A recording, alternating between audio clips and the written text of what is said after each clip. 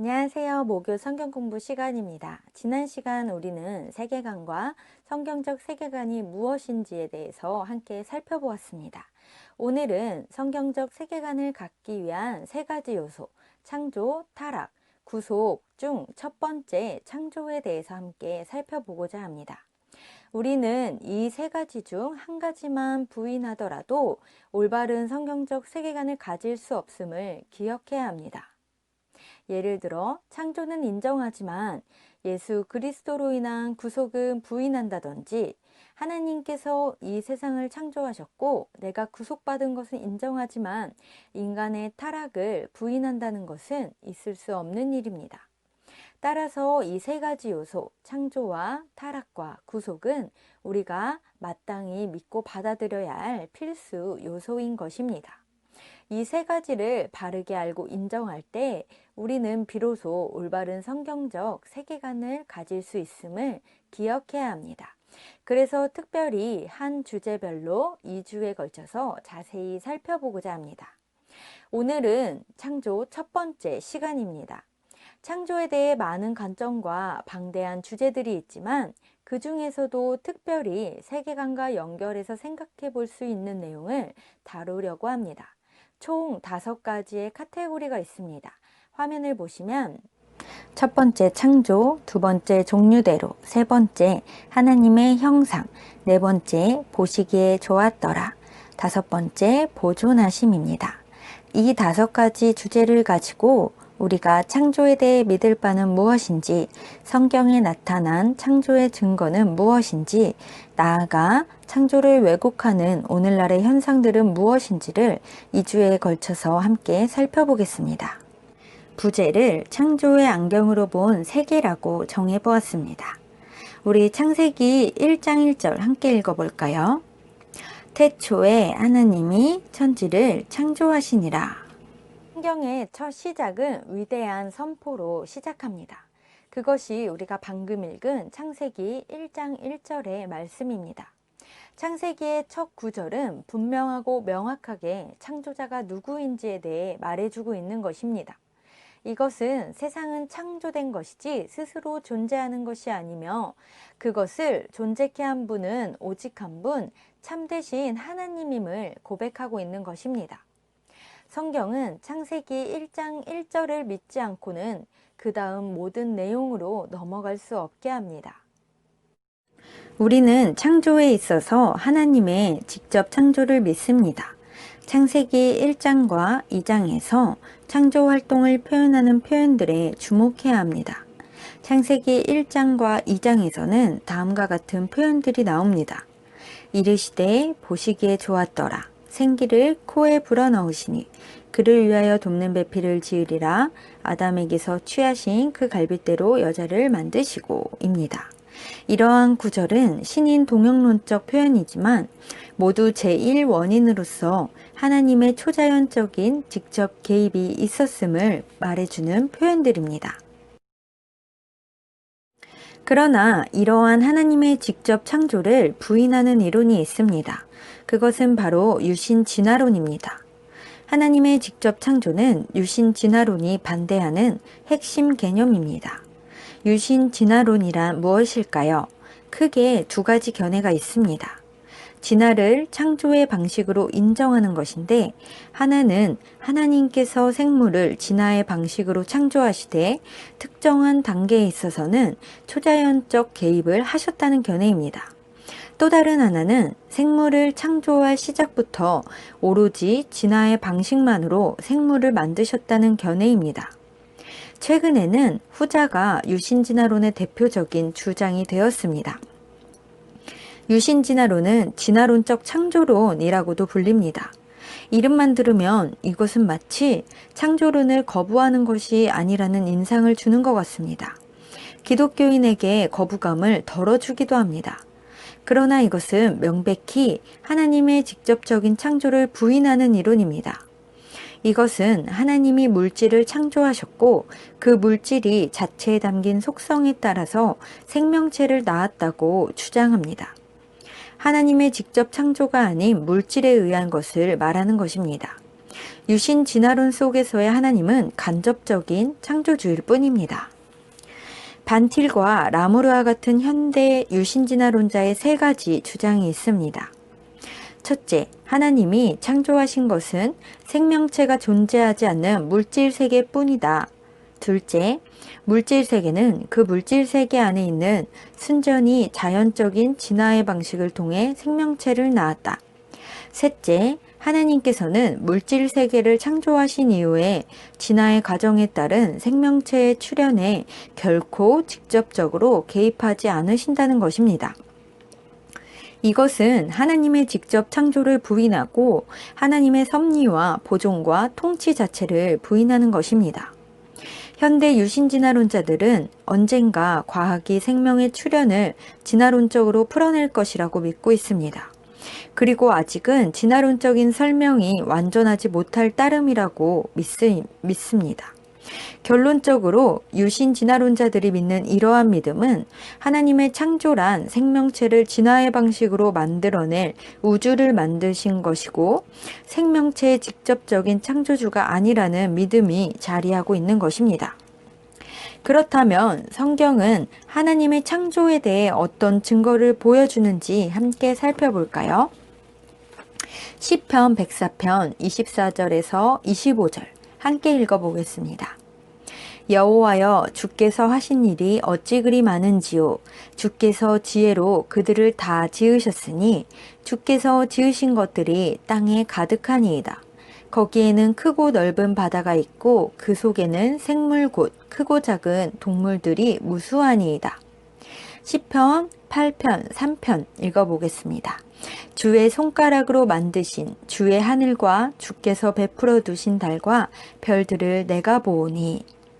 마지막 시편 8편 6절에서 9절 함께 읽어보겠습니다. 주의 손으로 만드신 것을 다스리게 하시고 만물을 그의 발 아래 두셨으니 곧 모든 소와 양과 들짐승이며 공중의 새와 바다의 물고기와 바닷길에 다니는 것이니이다. 여호와 우리 주여, 주의 이름이 온 땅에 어찌 그리 아름다운지요. 우리가 함께 읽은 시편은 직접 창조하신 하나님의 지혜와 솜씨와 능력을 찬양하는 시편입니다. 하나님은 증거를 남겨놓지 않는 분이 아니십니다. 하나님께서는 무시되기를 원하지 않으십니다. 하나님께서는 자신의 영원한 능력과 신성을 틀림없이 보여주셔서 창조주가 누구인지 우리로 하여금 마땅히 깨닫게 해주십니다. 두 번째는 무에서의 창조입니다. 히브리서 11장 3절 말씀 함께 읽어볼까요? 믿음으로 모든 세계가 하나님의 말씀으로 지어진 줄을 우리가 아나니 보이는 것은 나타난 것으로 말미암아 된 것이 아니니라. 무에서의 창조란 무엇을 말할까요? 아무것도 없는 상태에서 명령을 하심으로 존재하지 않았던 것이 존재하게 되는 창조를 무에서의 창조라고 합니다. 성경은 증명이 아닌 증거를 보여줌으로써 하나님을 향한 믿음을 말하고 있습니다. 하나님의 창조는 두 가지로 구분할 수 있습니다. 하나는 무에서의 창조이고 또 다른 하나는 창조한 이미 존재하는 물질을 사용하여 아직 존재하지 않는 다른 것을 창조하는 것입니다. 창세기 2장 7절에서는 땅의 흙으로 사람을 지으신 것이 나옵니다. 그렇다면 이것도 무에서의 창조라고 할 수 있을까요? 그렇습니다. 왜 그럴까요?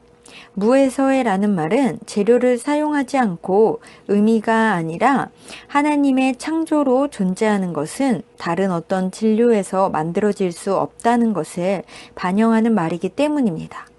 이를 반영하여 신학자들은 첫 번째 창조 그리고 두 번째 창조를 구별합니다. 첫 번째 창조는 하나님 이외에 어떤 것도 존재하지 않는 상태에서 무엇인가를 존재하도록 하시는 창조를 말하고 두 번째 창조는 이미 창조하신 것을 사용하여 창조하시는 것을 말합니다. 하나님 이외에 다른 어떤 것도 없는 상태에서 하나님께서 기쁘신 뜻대로 자유롭게 행하셔서 무엇인가를 존재하도록 하시는 하나님의 행위가 창조인 것입니다. 반면에 사람은 무엇인가 재료가 없이는 아무것도 만들지 못합니다. 예를 들어 우리는 요리를 할 때나 건축물을 만들 때 등등 우리는 재료가 있어야만 창조해내는 것이 가능합니다. 재료 없이는 무언가를 창조해낸다는 것은 불가능한 것입니다. 사람을 비롯한 모든 피조물들이 하는 창조는 하나님이 만드신 모든 것에서 무언가로 변형하는 것뿐입니다. 사람을 비롯한 모든 피조물들은 존재 자체뿐만 아니라 먹고 마시고 입고 행하는 모든 것에서 하나님께 빚을 지고 살아가는 것입니다. 그러나 하나님의 창조는 이와는 다르게 아무것도 없는 무의 상태에서의 창조하시는 것입니다. 뿐만 아니라 무에서 창조해낸 것들에 대해 각각 행하여야 할 기능과 목적을 부여하십니다. 예를 들어 하나님께서 2개의 큰 관명체를 만드신 후에 그것들을 하늘의 궁창에 두어 땅을 비추게 하셨습니다. 이와 같이 모든 사물을 용도에 따라 배정하시고 그것들이 행할 기능도 정하시는 것이 하나님의 창조인 것입니다. 웨스트민스터 신앙고백서 4장 1절은 다음과 같이 말합니다.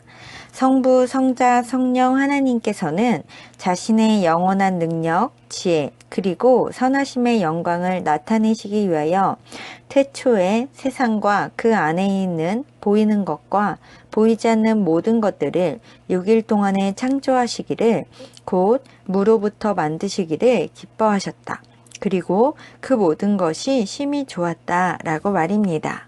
신앙고백서 4장 1절이 창조에 대해 가르치는 것은 다음과 같습니다.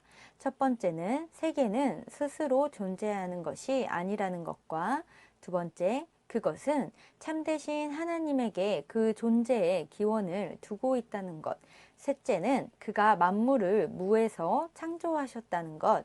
넷째는 그가 보시기에 심히 좋을 때까지 과정을 통해서 우주를 형성하셨다는 것과 마지막 5번째는 그가 이 모든 것을 자기 자신의 영광을 위해서 하셨다는 것입니다. 창조에 대한 3번째는 우주 안에 있는 모든 것을 엿새 동안 창조하신 것입니다. 창세기 2장 2절 함께 읽어볼까요?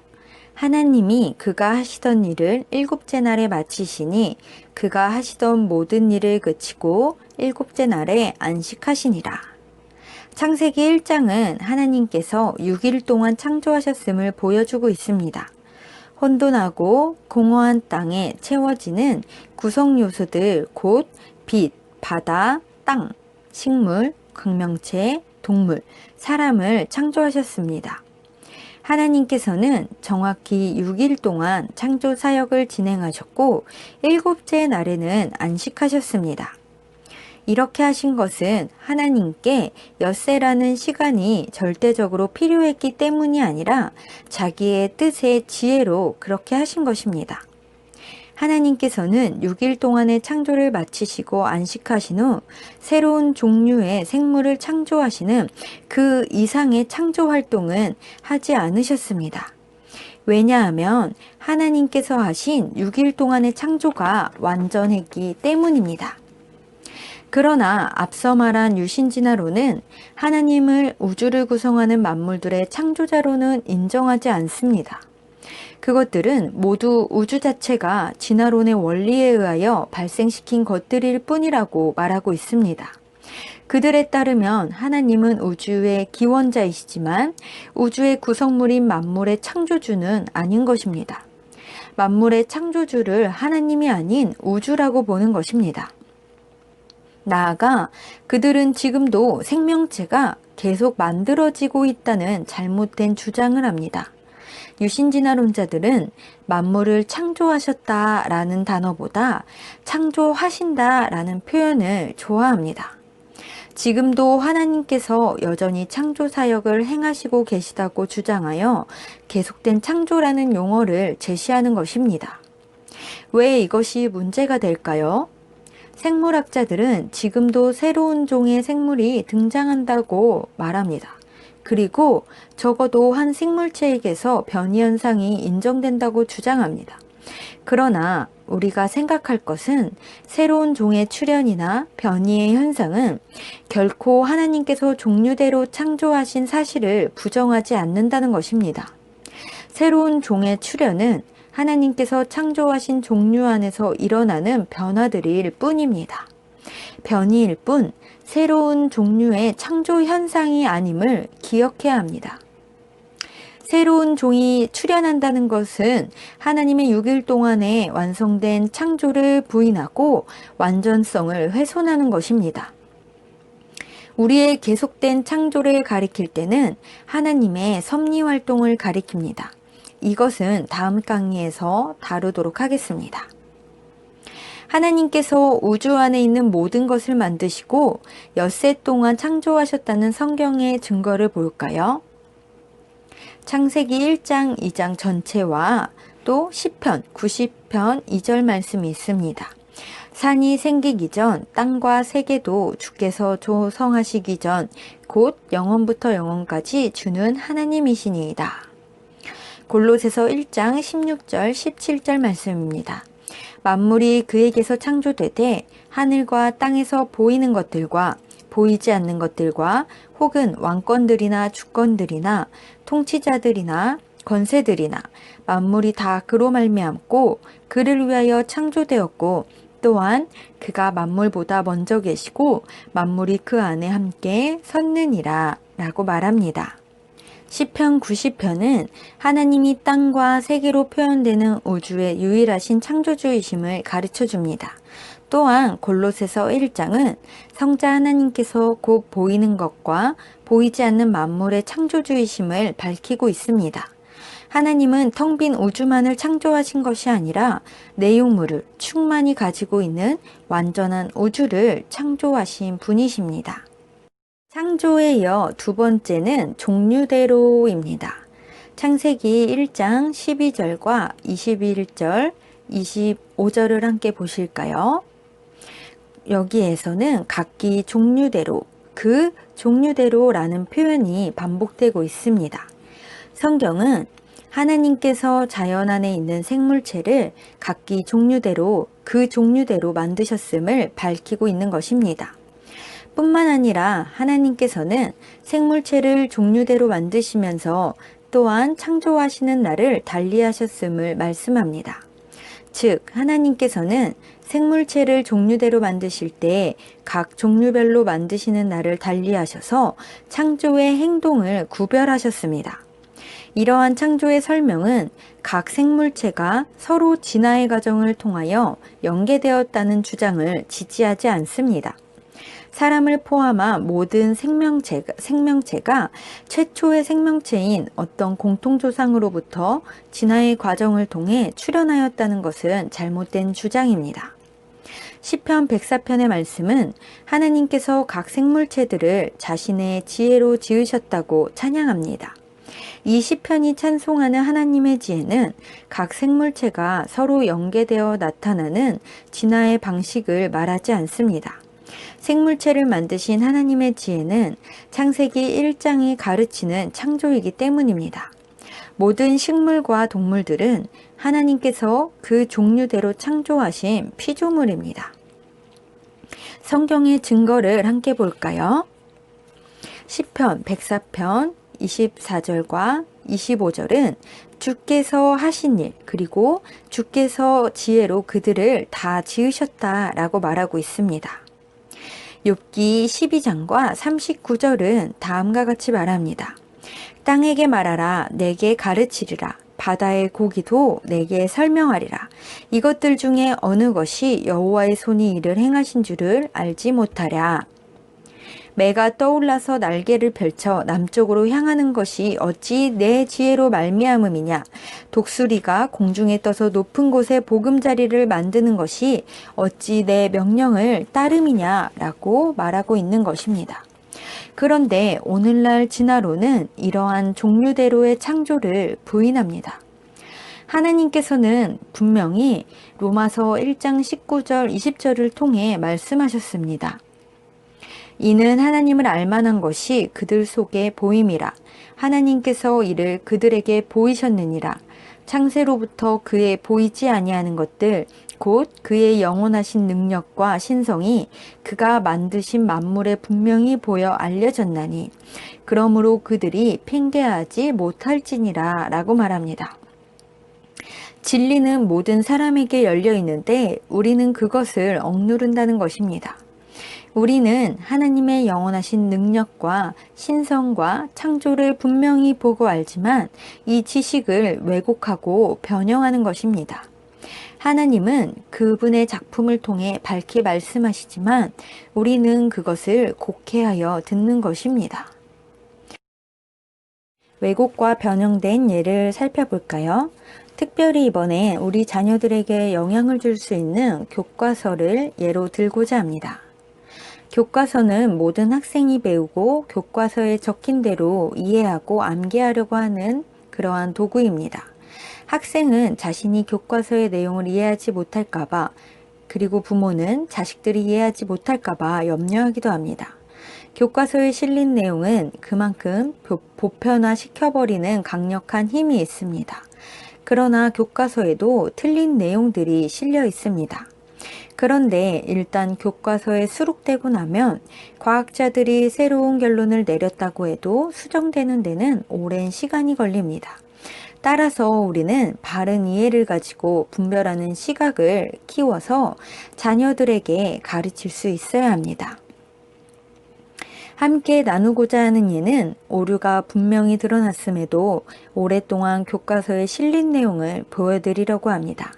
화면에 보이는 다음 그림은 사람과 동물들의 배아를 나열한 그림으로 교과서에 실린 그림입니다.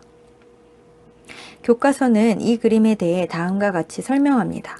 척추동물들의 배아가 모태 안에서 그 모습을 구분하기 어려울 정도로 비슷한 것은 모두가 한 조상에서 진화되었다는 증거다라고 말입니다. 이 그림은 1874년 독일인 진화론자 해켈이 발표한 논문 속의 그림입니다. 그러나 이 논문은 이미 학계에서는 생물학에서 가장 유명한 위조 논문으로 악평이 나 있습니다. 해켈은 자신이 믿고 있던 진화론 쪽으로 유도하기 위해 배아의 일부를 부분적으로 변형하고 삭제하여 서로 비슷하게 손질하였습니다. 결국 해켈은 부분적으로 조작했음을 시인했습니다. 그럼에도 오랫동안 이 그림은 교과서에 실렸습니다. 이러한 그림은 학생들에게 진화론적 사고를 넣어주게 되는 것입니다. 이 외에도 과학적 오류가 분명히 드러났음에도 교과서에 실린 내용들은 아직도 여전히 많이 존재하고 있습니다.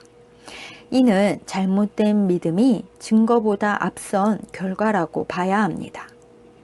교과서 속에 실린 진화론의 내용이 위험한 이유는 무엇일까요? 진화론은 나라는 존재가 어디에서 와서 어디로 가는지 방향과 목적을 알려줄 수 없습니다. 아이들은 자신들의 존재 목적과 어떠한 목적을 가지고 살아가야 하는지를 알 수 없는 것입니다. 그러나 창조는 우리가 어디로부터 와서 어디로 가야 하는지를 분명히 말해줍니다. 우리의 존재 목적을 상기시켜주고 우리가 어떻게 살아가야 하는지 그 방향을 제시해주는 것입니다.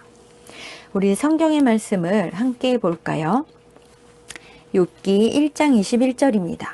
이르되 내가 모태에서 알몸으로 나왔사온즉 또한 알몸이 그리로 돌아가올지라.